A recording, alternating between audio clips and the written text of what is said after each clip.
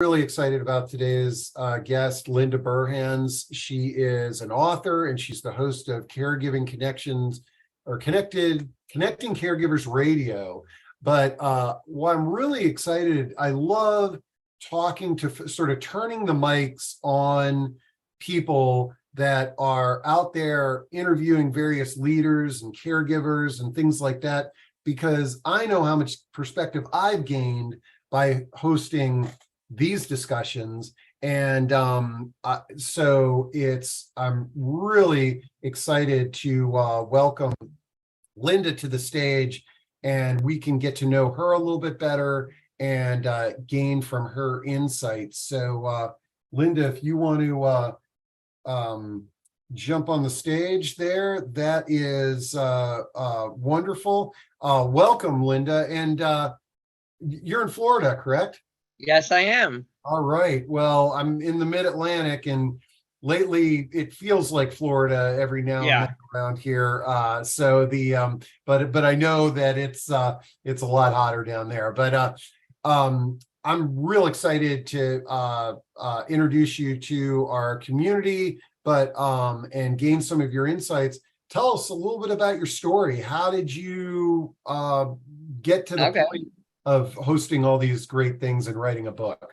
Well, how it really started was I moved to Florida in 2000 from Long Island, if you can't tell. You still got a little bit of an accent. Yeah. To make a long story short, it took 6 years later to get my mom to move down here. And my mom moved into an independent community, and our adventure was to begin. And 4 months after she moved in, she was diagnosed with stage 4 colon cancer. Not the deal. So the doctor suggested we do some chemotherapy, and my sisters and I didn't think it was a good idea, but it's my mother's life and it's her choice. And so we did 2 rounds of chemo, and my mother was out like a light. And my mother also had dementia, but I didn't know she had dementia. She was my goofy mom. So when we stopped doing the chemo, the dementia served her very well because she told everyone she was cured. Now, I don't know if she thought she was cured, she wanted to be cured, or she wanted everybody to think she was cured, but you know what you put in your head.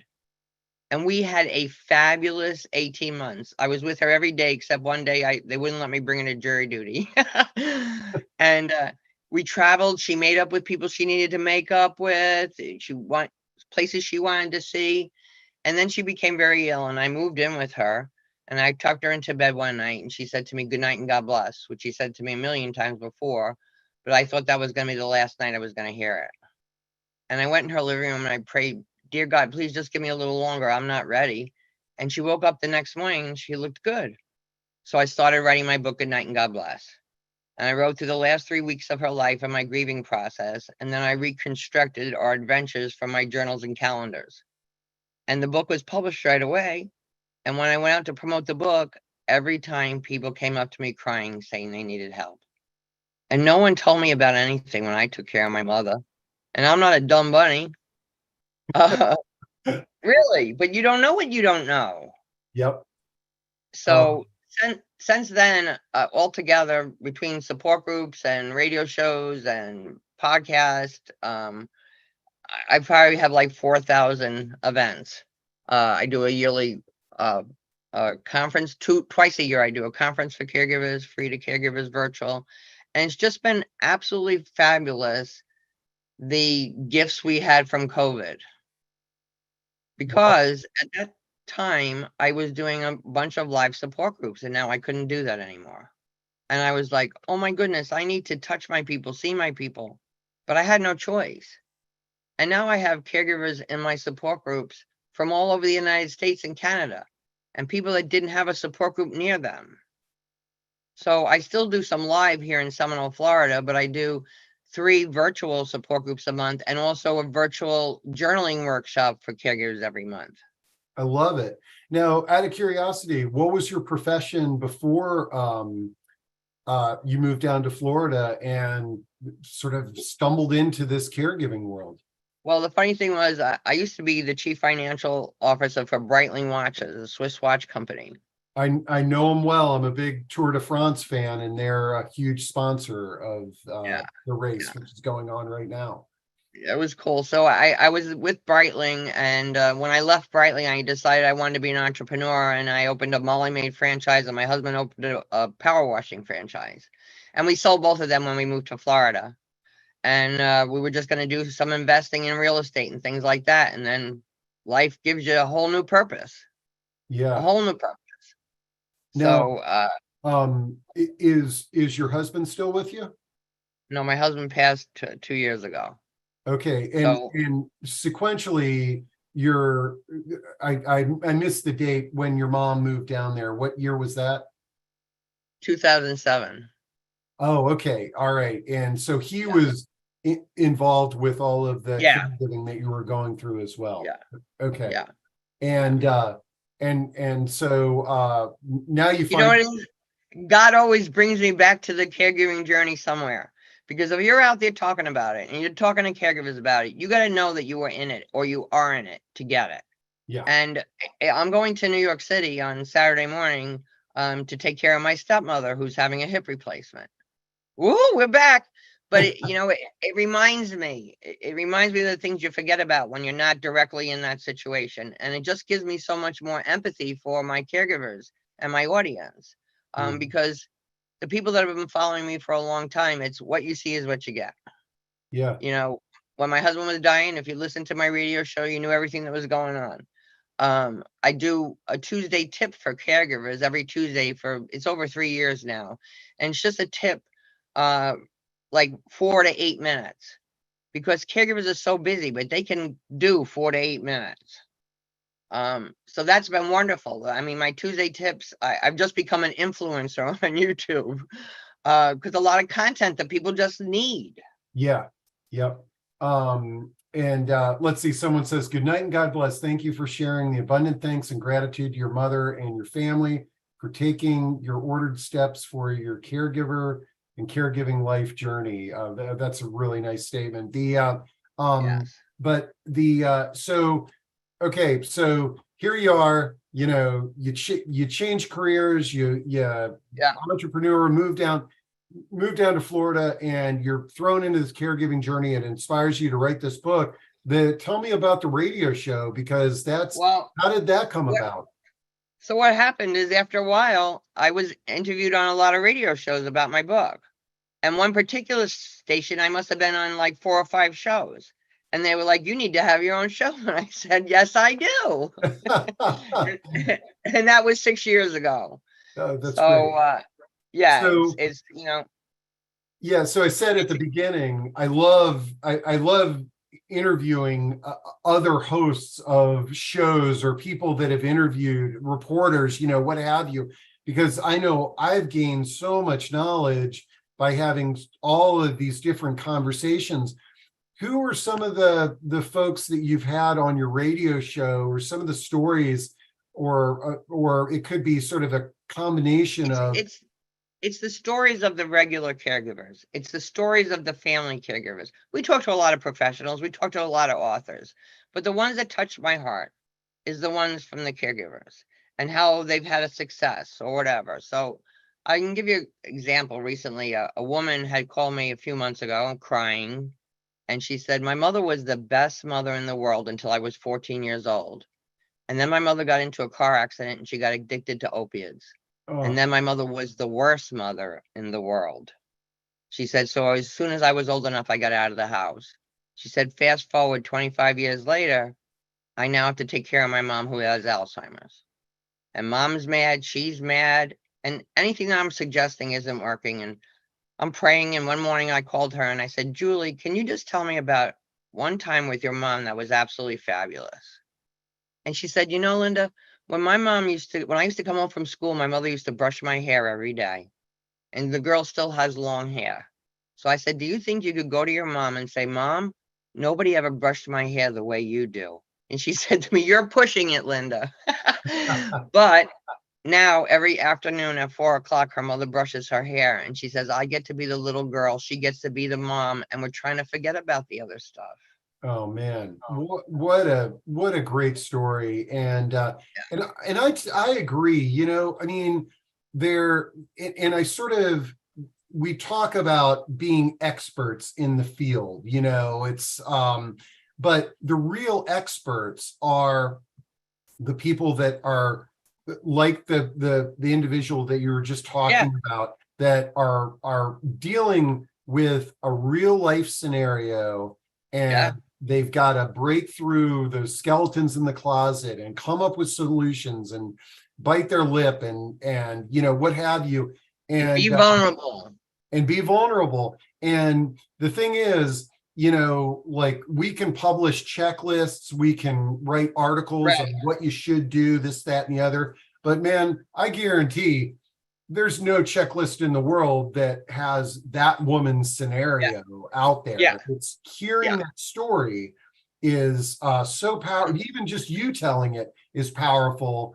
So I imagine when you hear it from oh my goodness, it's goosebumps all the time. Yeah. A woman came into a life support group a while back, and she walked in like this, and she said, "My doctor said I need a support group." So I said, "Welcome." And everybody was very kind. And all of a sudden she goes to me, "So what do you do here?" So I said, "We share resources, a shoulder, conversations, some tips." She goes, "Give me a tip."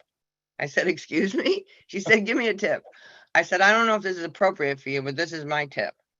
If your husband has to go to the doctor's on Friday, don't tell him on Monday. Because he's going to be asking you all day, Monday, Tuesday, Wednesday, Thursday. He's going to be anxious. You're going to be upset."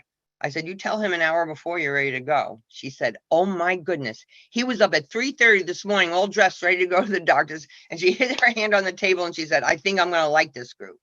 But that one tip could save you so much. Oh man, I love it.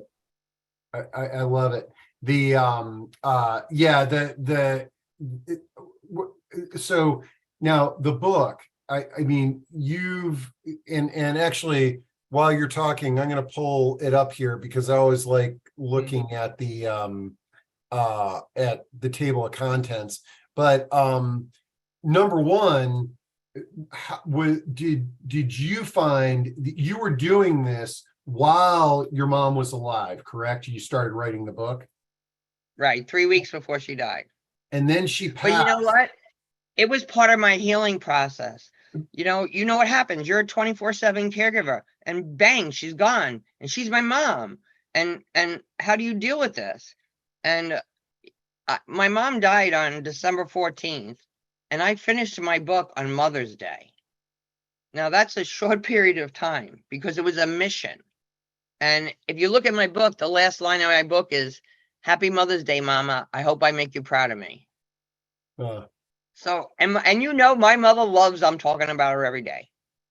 Yeah, well, and that's what I was kind of getting at here. I pulled up the Amazon the cover here. There's your mom. Yeah. And did your mom have a profession? My mom was a legal secretary, and then she brought up 4 children. But you see on the cover of the book, you see those 2 legs around my mother's neck? Yeah. Those are not hers. Those are her girlfriends. They were like 17 years old when that photo was taken. And when the book first came out, I sent it to a lot of my friends up north, and they said, "We didn't know that your mother was a contortionist." I said, "No, she was a little bit of a comedian." I love it. But then we can see the chapters in the beginning: New York, New York, arrive alive, live in large. And so it looks like an amazing memoir and a way to but also I imagine the grieving process is never easy, but the fact that you were documenting this towards the end of her life, and then you were able to keep on going with a goal in mind, I think that's we may not publish books on our loved ones, but for many people, writing and expressing their thoughts can be therapeutic. Well, and it's so good for my support groups and when I do speaking engagements, because if the people have read my book, they feel like they know me. Mm-hmm. It's like, and they know if I say I'm going to New York, they say, "Oh, you're going to see your stepmother?" Or, they say something about my sister, because it was just raw and truthful and what it was. So, the book, you'll laugh a little bit, you cry a little bit. But I think it makes you think about your caregiving experience, because I always say your caregiving experience can be the most horrific experience of your life, or it can be close to beautiful, depending on how you handle it. Yeah. You need to get an education, you need to accept help, because so many caregivers, I have to sit down and say to them, you're running in a whirlwind, and you're stressed. And your mom is sitting there looking at you like this, and she's like, oh my goodness, I don't want my girl to be like that. She just wants you to sit down and talk to her. She doesn't care about any of that stuff. So we got to let people help us out with some other things so that we can spend time with our loved one. We don't know if they have days, months, years, or whatever. And a caregiver contacted me recently, and she said she goes to visit her grandma at her uncle's house, and he's always arguing with her, and the carpet is dirty, and she's all set, and she thinks he's taking her money, but she kept saying, I don't care about the money. I don't care about the money. So after she talked for a while, I said, so you said you don't care about the money, right? She said, right. I said, I suggest that you only go to visit her when he's not home, or that you go and you take her out, because she doesn't want to see that stress. And I said, and here's a card for the carpet cleaner. Just clean the carpet. Don't we have enough stress already? I love it. Yeah. And sometimes it seems like, thank you. Sometimes you just need to hear that. People need permission from somebody other that also, family is wonderful, but sometimes the objective voice who is not related to you can be so helpful. And that's where, folks like yourself and aging life care managers, and just going to a support group and just hearing other people and the challenges and struggles that they're going through, and having them say, why don't you call the carpet cleaner? Or like one woman in our support group, she really had a hard time accepting help. And so we talk about it all the time. And one day she comes to the support group and she goes, I let my neighbor mow the lawn. And we're all like, yay. And she says, but I told him he didn't have to edge it. We're like, no. Yeah, if he wants to, but that was great. That was a big deal for her, though. Yep. So, and another thing I just like to mention, I think is really important on your caregiving journey and with your loved one, is to try to find some purpose for your loved one. Because your loved one has lost so many different things, and they still want a purpose, and they still want to try to help you or whatever. So this is what would happen with my mom. My mom would say, Linda, is there anything I can do to help you? And I'd be, there's some laundry in the basket if you want to fold it. And she would say, I don't want to do that. Okay. A little while later, she'd ask me again. I go, well, there's a couple of dishes in the sink. I don't want to do that. But knowing that my mother was a legal secretary, so what I did was I went to Staples and I bought 500 envelopes, and I printed out 500 phony letters and 500 phony labels, mailing labels. And I said, Mom, if you could just stuff these and put the labels on, it would help me so much. And it took her like 5 nights watching Wheel of Fortune and Jeopardy, and she got it done. And when she handed me that box, she was so proud that she did something to help me. It was the best $20 I ever spent. Yeah, it's I think one thing that we all need to remember is people need purpose at every stage in life, and that's a great example of giving. Well, I'll tell you another story. There was a woman that used to come to my support group, and her mother passed away. And she said to me when she came back, she said, I don't know what I'm going to do about my dad. They were married 48 years. They did everything together. She goes, my dad is totally lost. He just sits in the chair. She said, I went to the doctors and I got him an antidepressant, Linda, but he's still sitting in that chair. I'm afraid he's going to die in the chair. I said, tell me something your dad used to do when he was younger, or a hobby or something. He said he used to build these big model ships. And I said, can he still do that? And she says, his hands are a little arthritic. I said, you want to try an experiment? She said, I'll try anything. I said, go to Michael's craft store. They have these wooden cars that are about 12 pieces to put together. Buy a dozen of them. I said, I know a nursery school that could use them. Ask your dad, could he please paint these and put them together for the nursery school?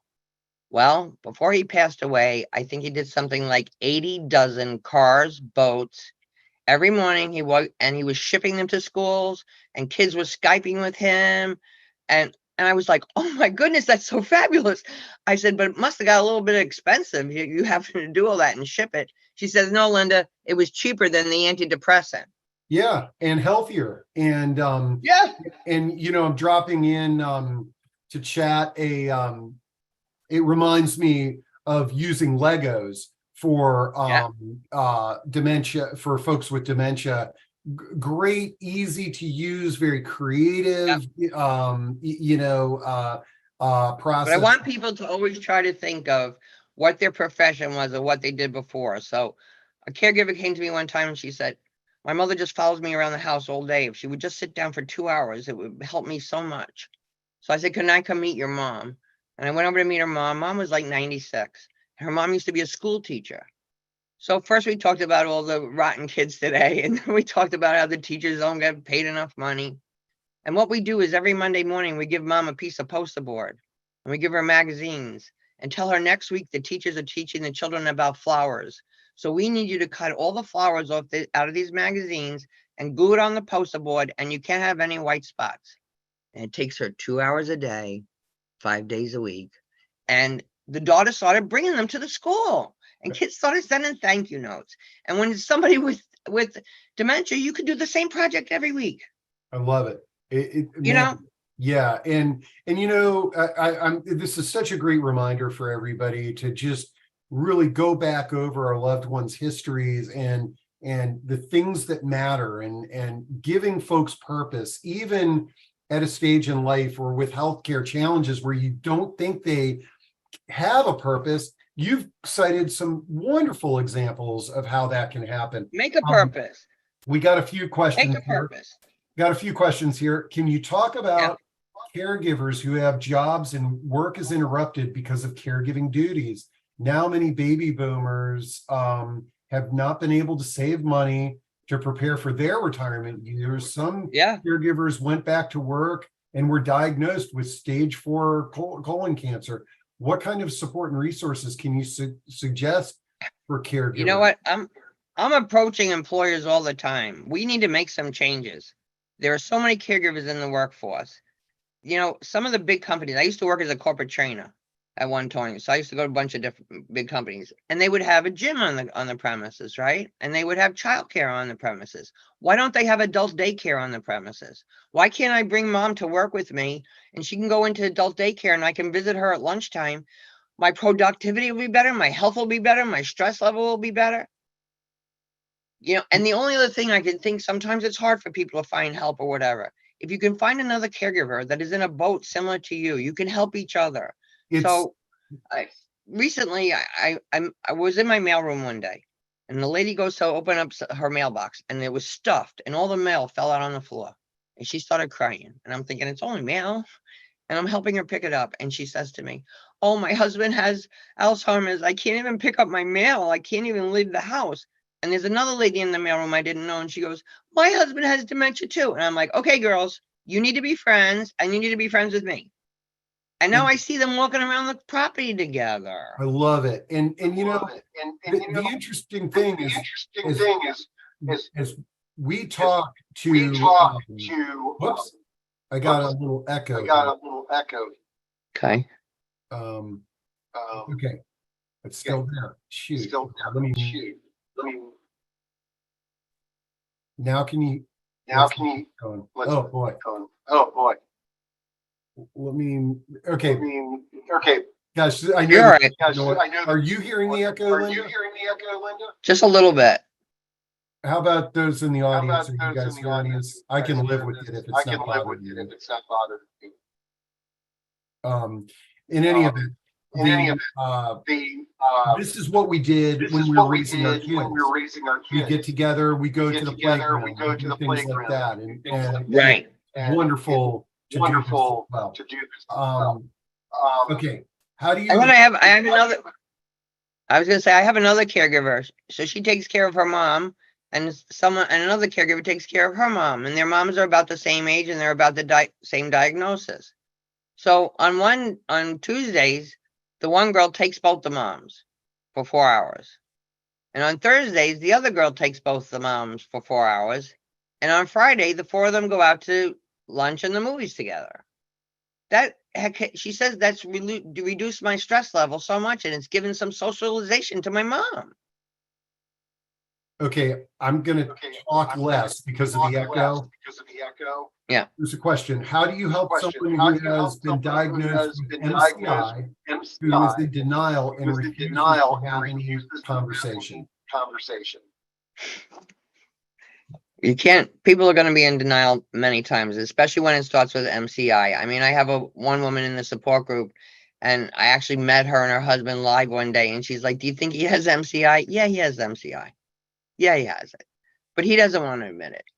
I think he's been getting a little better education because she brings him on the Zoom support group now with her. So he's listening to other people talk, and you can see every now and then where it hits a chord. Because sooner or later, you just have to admit it.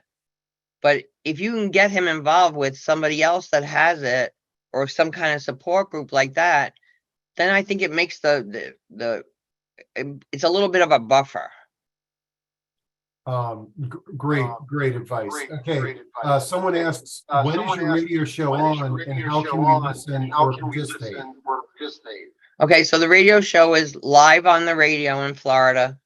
It's also live on Facebook and YouTube, and it's on Friday afternoons, 1 p.m. Eastern Standard Time. If anybody wants, they can go to my YouTube channel, Connecting Caregivers Radio, and all of the radio shows are on there from day one. All of the Tuesday tips. I do a podcast also called Candid Conversations. They're on there. And like I said earlier, I do 2 conferences a year for caregivers. And it's 3 days virtually with 21 speakers. And anyone who it's free to caregivers, and anyone who registers for the conference, because I don't expect anybody to sit there for 3 days. I can barely do it. As long as they're registered within 30 days, they receive 21 videos of the conference. So they're packed with information.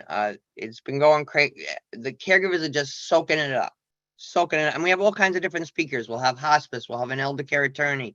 We had Voices of Hope for Aphasia. We had LGBTQ. So there's a lot of things that need to be addressed, and I'm trying to address them and get that information out to caregivers the best I can. Okay, and when did you say the conference is again? The next conference is November 11th, November 14th, 15th, and 16th. Registration is not open yet. Registration will probably be open around October 1st. But if they go to connectingcaregiversconference.com, they can see the previous agenda for the previous conference and all the different speakers we had, just to get an idea of it. And like I say, they can go to YouTube and watch them also. Okay. And I'm dropping those links in. Yeah, and I'll let you know when we get closer to the conference, when registration is open, so you can pass it to your people and whatever, because it gets lost for a while. Okay. And let's see. Do you have any ongoing support groups that are open for participation and membership? You just go to my website, lindaburhans.com, under events, and click on the link and you're in. It'll tell you what days the support groups are. The Zoom link will be there. If you message me through the Facebook and you give me your email address, I will add you to my email list. And then every week, like a few days before a support group, a reminder goes out, or if I'm doing a speaking engagement or something virtual, they'll be included. Okay. And so I'm scrambling around here to get to the YouTube channel. We've got a question about that. Somebody asked, what is MCI? Mild cognitive impairment. And it's probably the initial diagnosis if you're dealing with your situation early enough. Many people have MCI for many years before they get a diagnosis about anything. Because a lot of times, when it's mild, a lot of it mimics some of the things of aging. We all think we're going to forget some things. We might have to walk out of a room and come back in to see if we can remember what we did. But when we talk to someone on the telephone and we say we're going to meet them for lunch in 2 hours and we don't show up, that's when you have a little issue. Okay, I got your YouTube, and I'm dropping that into the chat. All right, and I got one last question. And then I think because of my echoing, we should probably Yeah. fork in it. Who takes care of the caregiver? Remember the story about the oldest person in the world who's 116 years of age. She lived in New York. Caregiving family was age 70 or 80, taking care of somebody 116. Yeah. This is a real issue. Yeah. When I first started doing support groups, there was a woman that came into a support group. It was at a community. And she came in and she said, I was just diagnosed with Alzheimer's. Can I please join your support group? Because I want to know what's going to happen to me. And so I asked the other participants and they were like, fine. And so she would be chatting with me and she said that, you know, her son's never come to visit her. Well, in my mind, her son's at 35 years old. No, her son's was 70 something. So, you know, and they had their own issues and they were in another state. But this is when I was first starting out doing this. I had to think about it, and it's very true. And many times you have like a 80-year-old wife taking care of an 85-year-old husband, and one's got this issue, so they play the dance so that nobody finds out because they don't want to lose their independence. So, I mean, one other thing I'd like to say to listeners, if you're a long-distance caregiver, please go visit your loved one when they don't expect you to come. Because if they know you're coming, they're going to spruce up and do the best they can. They can pretty much fake it for a couple days. And when you go there, go and talk to their neighbors or their minister or whatever, because they're going to tell you the truth. You know, one of my caregivers did that one time and the neighbor said, oh my goodness, we were so worried when the ambulance came 2 weeks ago to take her away and her mother never told her. So yeah, I want you to think about it because then you'll know what resources you need. Absolutely. And they do, and the neighbors may not have a contact, especially if you're long distance, to call with their concerns. Yeah. And your neighbors care and they want to, you know, we need to help each other. It takes a village. Yep. Let's see. Somebody asks, mild cognitive impairment, is this a diagnosis that the medical community will give you and provide and give care? And in general, this diagnosis comes from a neurologist? Yeah. Or go to a neurologist or a memory disorder clinic in your area. You can Google that. There's memory disorder clinics everywhere now. And if anybody has any questions about something else that I haven't answered today, you can email me through the website. And if I don't know the answer, I'll find somebody that does. I feel very blessed to be in a community of professionals that want to make a difference, that work together, because we all need to deal with this situation. And there's plenty of business for all of us. So let's just help each other and help, you know, the best we can. I love it, Linda. And thank you so much for joining us today. And definitely when registration opens, let us know because we want to definitely attend your caregivers. Fabulous. Thank you so much, Steve. I appreciate you and everything you do also. You bet. Talk to you soon.